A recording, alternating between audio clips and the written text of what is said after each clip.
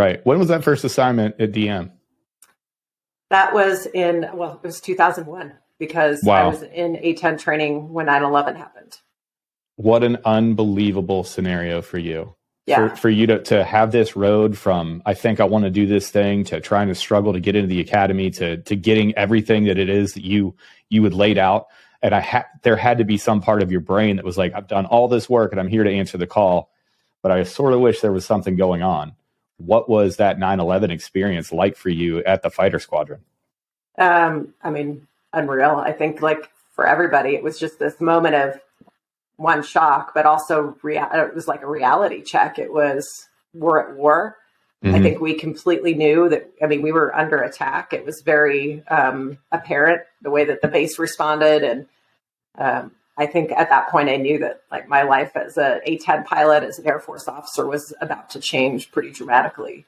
But prior to this, I mean, the A-10 was kind of just, a little bit on the chopping block in many ways. And so 9/11, changed for us. I mean, we deployed nonstop. I finished A-10 training in December of 2001, got to my unit, Pope Air Force Base, and we deployed a couple months later. I mean, brand new A-10 pilot, and I'm deploying first to support Operation Southern Watch in Kuwait, and then we moved into Afghanistan for Enduring Freedom. I mean, it was a fast turn. It was. What was the... Go ahead, man. I was going to say, it was like, you do all this training for the reality of combat. I think there's, at the time, before 9/11, it was like, well, will we go? Will we not? Will there be an opportunity to do what we've trained to do? And there was an opportunity. It happened very quickly. So it was like, there was this renewed focus on everything that we were doing. Yeah. And at that point, the only thing you had was AARs from really Desert Storm, Gulf 1 and 2, where the A-10 was, obviously a, key to our victory there. But there's only so much that you can get from those AARs. The PJs in my peer group, we felt the same thing. Like we were there to receive this information, but really before that 2001 era, you didn't have any combat tested PJs, CCT, TACP. It was, we were talking about doing dangerous things and training for war, but that completely changed. So by the time that I got back to the schoolhouse in, 2004, 2005, there was like weird mixes of people that had 3 deployments under their belt, 3 or 4. And then there were some of the older, the older PJs, those 90s PJs that just didn't have the chance to see it. It was a weird time.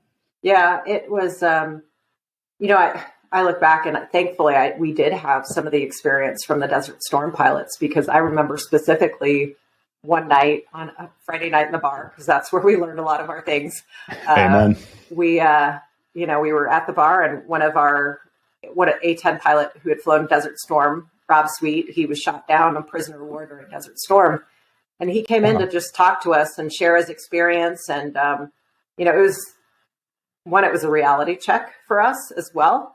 But also it was just, sharing those lessons. And at the time, I had no idea how critical those lessons would be, because he talked about getting hit. He talked about battle damage, not just his experience, but also the experience of some of the other A-10 pilots. And it was like, at the time, you're just trying to soak it all in and hope that those things never happen to you. And I just, it's a good thing I listened.